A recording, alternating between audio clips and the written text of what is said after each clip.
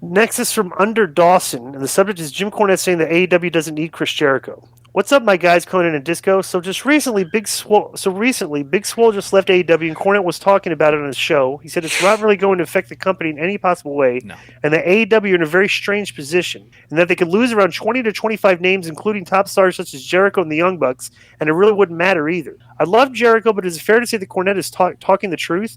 I mean, they're about to do Jericho versus Kingston. No one gives an F.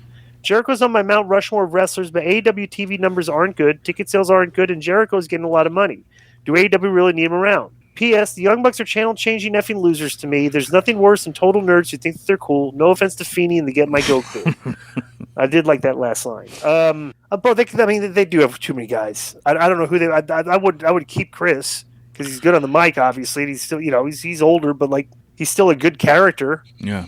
I mean, the Young Bucks are like their best tag team, or like they position them that way, But like some of these other green guys, like there's a lot. Perfect example. Conan, did you watch all of Rampage or just watch the Hook match?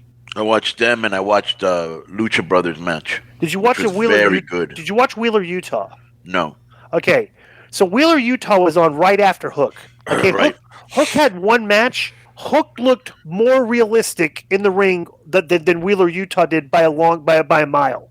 Right. Like Wheeler Utah's work is very light and very choreographed and stuff. Like he's one of those guys. Right. He had and it was very indie-ish. Very indie-ish, and you could see it back to back. You're watching Hook. It's like you're going like, wow, the Hook kid should have been in the main event, not this guy. So right. That's what it looked like, But yeah, they could lose a bunch of guys. They got too many guys. On these YouTube shows. For sure, especially if they're going to get Zayn and Owens and anybody else. Right, yeah. Yo, what up? This is Conan, and I host Keeping It 100, my co-host, Disco Inferno, unfortunately.